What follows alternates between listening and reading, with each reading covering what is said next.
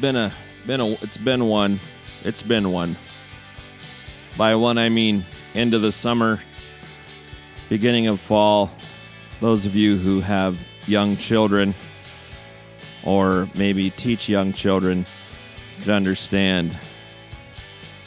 Man, you think that you're busy during the summer. Now, folks, I've played somewhere around 40 gigs from spring to summer. It's been a lot. It's been really cool. I have a week off this week. Like usually when I record the Rubecast, I got to take this gum out of my mouth or it's going to bug me if I ever listen back to this. Blackjack gum, given to me by my friend Mario while on the way back from Salt Lake City, Utah. It's pretty good. I used to not like black licorice flavored stuff, but I think it's the mark of old manness because now I'm kind of liking the black licorice. Who would have thought? But anyway, what was I talking about? I can't even remember. So around 40 gigs. Been really cool. Usually when I record, the Rubecast is a Friday afternoon for the most part. And I did a one-off, I think, about how I don't like, I'm sick of out-of-staters. Sick of a certain type of out-of-stater, I should say. And still am. But anyway, some of them are really cool because they put money in my tip jar when I'm playing music. So yeah, I played a bunch of the Cowboys Lodge and Grill down in Gardner. Played a few times over at the Bale of Hay Saloon, which is now open again in Virginia City. Played a few times at the 320 Ranch, just south of Big Sky, Montana. Oh boy. Played at Sawdust and Steel toward the spring. I'm going to be playing there again next month. This month. It's this month now. It's October. It's October 2. And a bunch of other places. Oh yeah, Sky Shed. Played there a couple times. Pretty fun. Going to play at the Tune Up down below the same building here in a little bit. I can't remember all the dates. But here's a dilemma I'm having. And I'm going to have the Spotify listeners weigh in, or if you listen through Amazon or YouTube or Apple, there's a good chance you know me and you can just shoot me a text. But I am really struggling with staying on social media. As far as I can tell, the only thing that social media has done for me is help me network with venues. That's been really cool, and share some stuff about music. A while ago, I intentionally deleted my personal social media account because I got creeped out about sharing pictures of my child online because there's a lot of weirdos and a lot of creeps out there. And I just thought, you know what? I don't need fodder for weirdos and creeps via my beautiful little girl online. So I deleted my personal social media account. Can't say I've regretted that at all. I deleted Facebook last year, 2 years ago. It all kind of blurs together. And so I'm considering deleting my Ruben Cinema music account. I transferred my other punk rock band, the Rocking Chads account, over to Jacob, my drummer, who is the man. Thank you, Jacob. You rule. We are going to do a Chad cast at some point with Mario and Jacob. But anyway, Chads have a new bass player, Mario Miner Jr. He's a local legend. Look him up. You can find him at Miner Glitch, Miner, Miner Glitch Electronics. He builds guitar pedals and he sells lots of stuff at Music Villa. And he has a project also called Gallatin Ghost Train. Really talented guy. He's come on board and is playing bass with the punk rock band. Anyway, the punk rock band social media is being managed by my drummer, Jacob, and he's doing a killer job at that. What happened was 2 or 3 weeks ago when Charlie Kirk was shot, one of our followers on that account had shared the video of him being shot and being killed and was laughing about it. And I went nuts. I didn't want to see that, and it was a bummer. It was horrible. I don't ever want to see that, ever. Of course, nobody probably does watch a video of a person being killed. And it really sent me for a loop. Some people were trying to argue with me about why I shouldn't be sad that he was dead because he said a lot of hateful stuff, and I think we have differing definitions of what hateful stuff is. I understand, like, if you didn't agree with his politics or you didn't agree with his tactics, and some people call it rage bait or whatever, but whether or not I would agree with the fella, he was a Christian, and that sent me for a loop. I'm also a guy who speaks in public every single week. And I have personally been through the mill about thinking about getting shot myself on a regular basis before this even happened, because people do attack churches, and churches are soft targets. And you know that Bozeman is not a very friendly pace. Oh, I can't even talk. Bozeman is not a friendly place toward Christianity, at least not in my experience.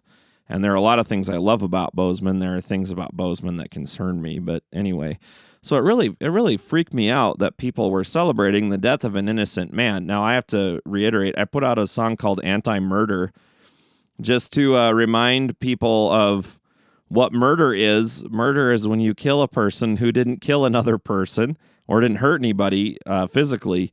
Anyway, just absolutely crazy the amount of people that were celebrating this man's death, saying that they have no empathy for his children because he didn't have empathy for anybody else. And boy, that's just it's just crazy. It was really, really hurtful. And I find it interesting, that folks on the right will say things like the facts don't care about your feelings, and folks on the left disagree with that. But what I've found is a lot of folks on the left side of the aisle, whatever that is, don't care about my feelings and don't seem to care whether or not I would live or die. I would care whether or not they would live or die, but whatever. Had a lot of folks that are more progressive reach out to me and have been really super cool. Others that I've seen, I just have no use for you.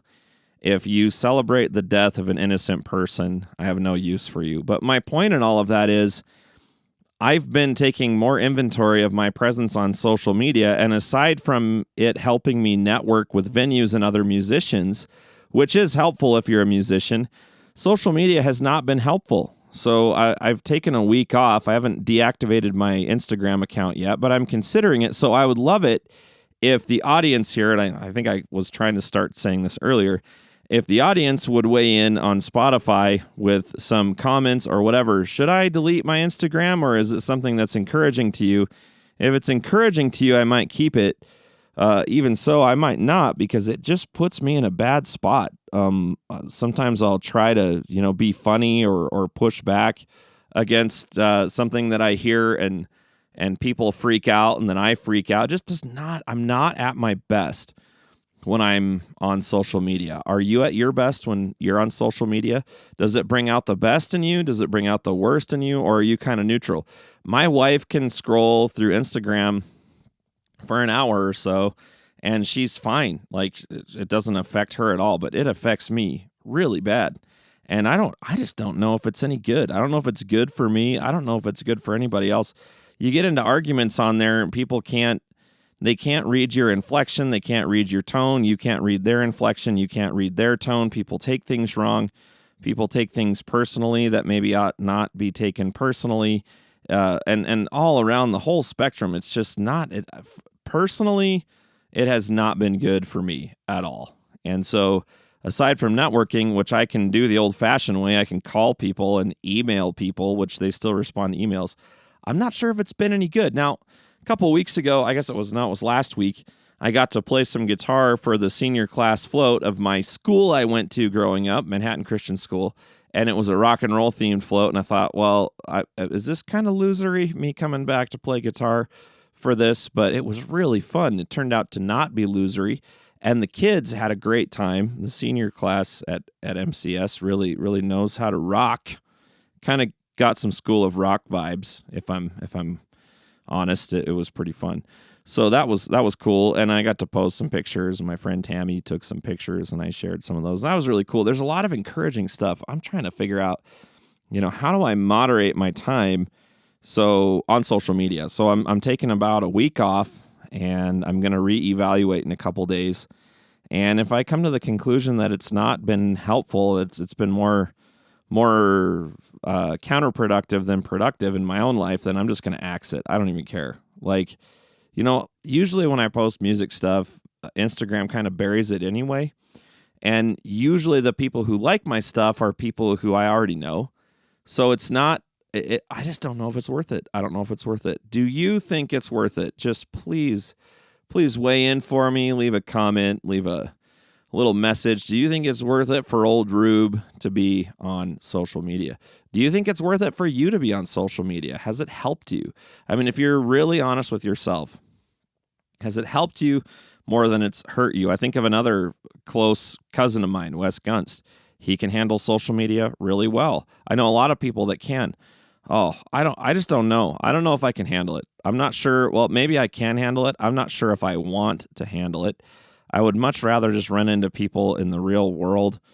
Just had some debates I didn't want to have with some people over the last, at least a couple of weeks ago, to the point at which, I didn't want to play music again. I don't want to be in a punk rock band anymore.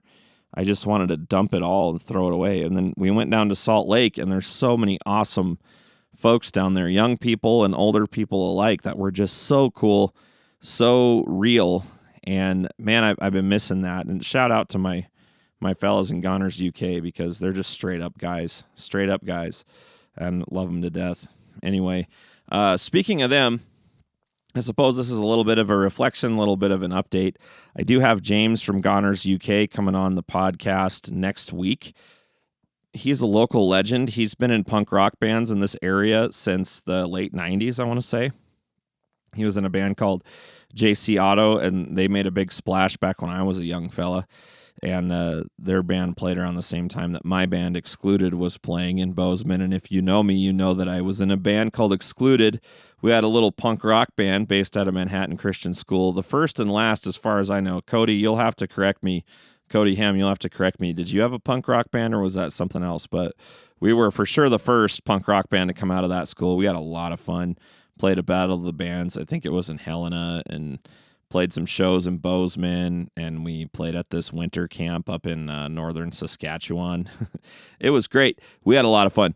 Anyway, so James is coming on, and he is one of the leaders of Goners UK. They're our flag-bearing punk rock band of our entire state. They have a lot of notoriety throughout the punk rock scene, specifically the punk rock scene in the western half of the country. And they've toured, and they've been around for a long time, and they've played, and they've played, and they've played. They've overcome adversity as a group. They've just done a lot of cool stuff. James and Rob have put on a lot of cool shows.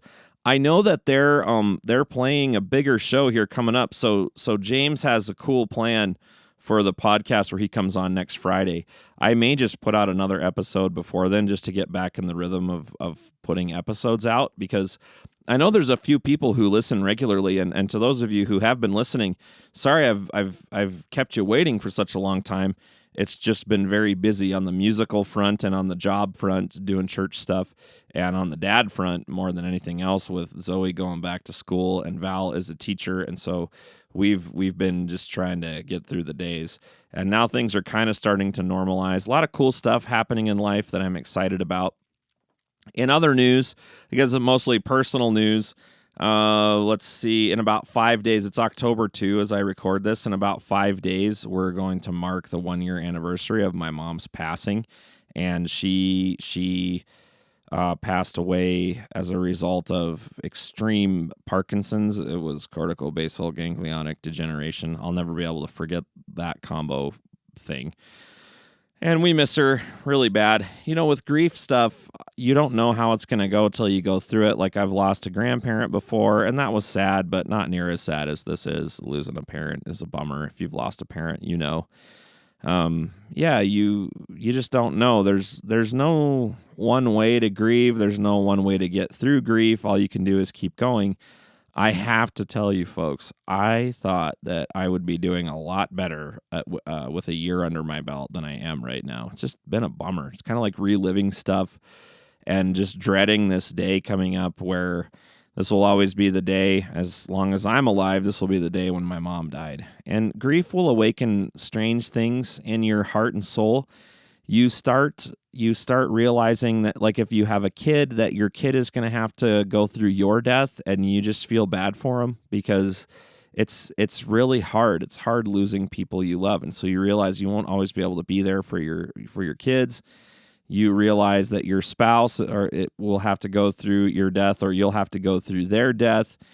And you start thinking in ways that you don't think how do I say this?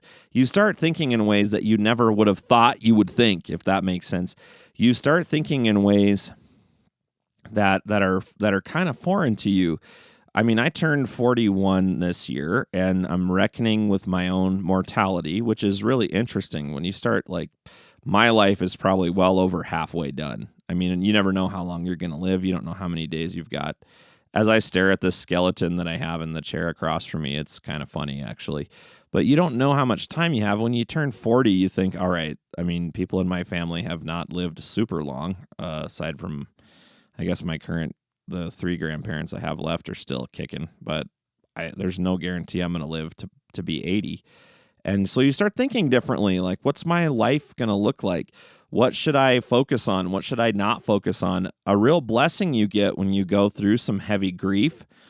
When you're going through heavy grief, you start realizing that there's a lot of stuff that doesn't matter.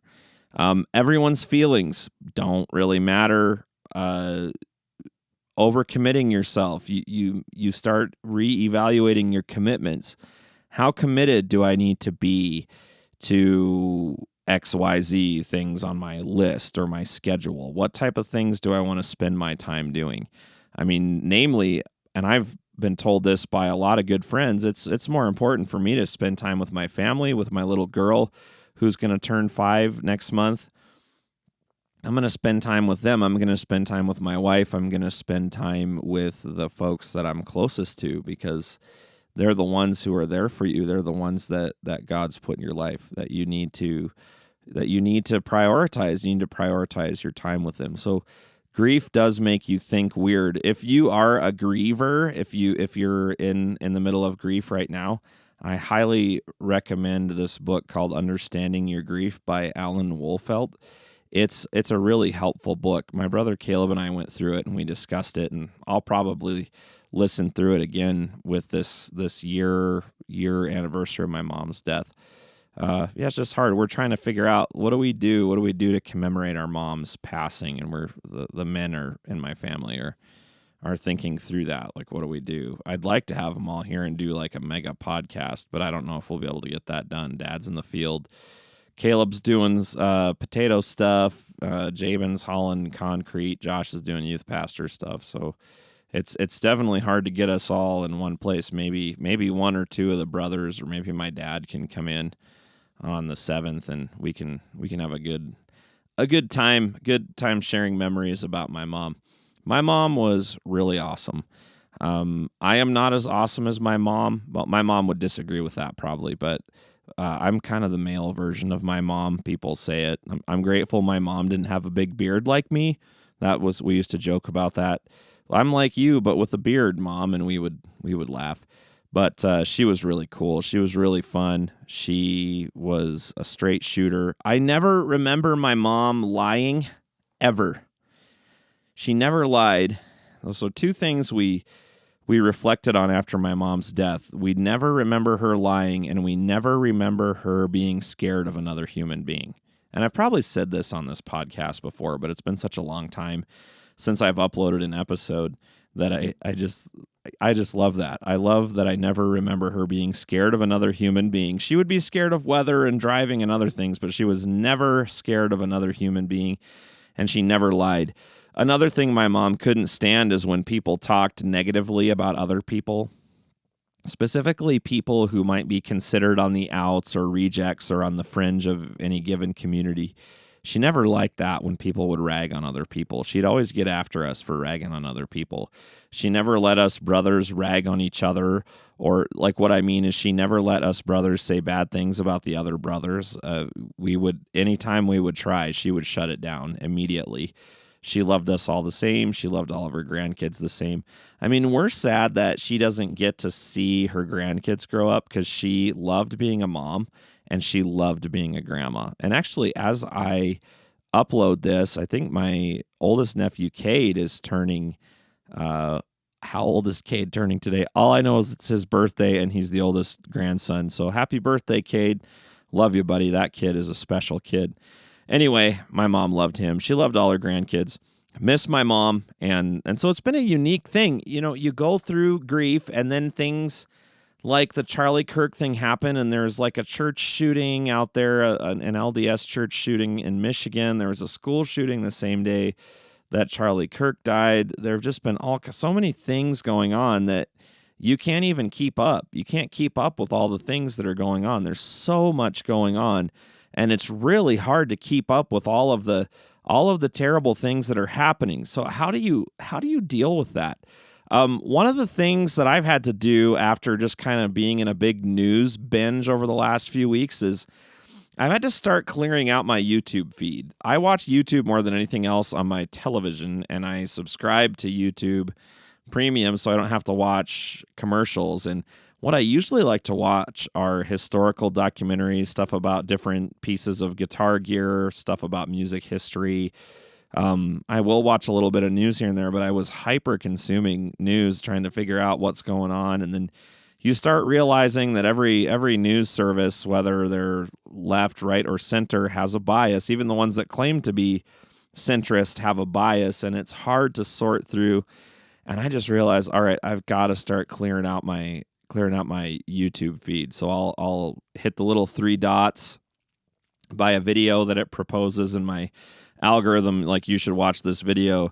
I will hit the 3 little dots on my phone, or if I'm on my television, I hold down the select button, and a little menu pops up, and I'll just say, don't show me this video, or don't recommend this channel. Like if it's a YouTube channel that continually puts out stuff that's capitalizing on bad things and capitalizing on discord and negative stuff, I just don't want to watch it. I don't even care if it's true. I just don't want to watch it. And so that's a hard balance in this day and age with social media. I know YouTube is considered social media. It's a little different, but in this day of hyper content creation and just option paralysis and excessive content consumption, media consumption, it's hard to know who's telling the truth, who isn't telling the truth. I mean, both sides of any given issue call the other side a liar. So where's the truth? You just got to be really careful. You don't want to be, I don't think it's responsible for any citizen to be in an information blackout. I do think you ought to know what's going on in the world and going on in our country and have a passing understanding. But what's the most important? The most important to you, I think, ought to be the people in your family and your sphere of influence, because you can change their lives. And when you change their lives, you have made the world a better place. And I wish more people would just focus on that. I'll give you an example. Right now, my friend Emily is running for town council, and she plans to advocate for these neighborhoods that are being built under by developers. And interestingly enough, though she and I might not agree on everything politically, we totally agree on the fact that developers are bulldozing our neighborhoods and changing these historic neighborhoods forever. And then I've got a friend who says, well, I'd rather have them all live in Bozeman than eat up more land. And I understand that too. But my point is, locally, I really agree with what my friend Emily is doing, regardless of what we might differ on politically. Anyway, I think that my wife and daughter are home now because I hear the dogs barking. But I wanted to put out just a brief update and say I have not forgotten about you. The Rubecast is still going to go. My friend James is going to be on next week, a couple weeks after that, 1 or 2 weeks, can't remember. My friend Jack Wayrock from Tangible Studios is going to be on. I have put out an album with my punk rock band, The Rocking Chads, that Jack mixed and mastered. It's out on Bandcamp right now.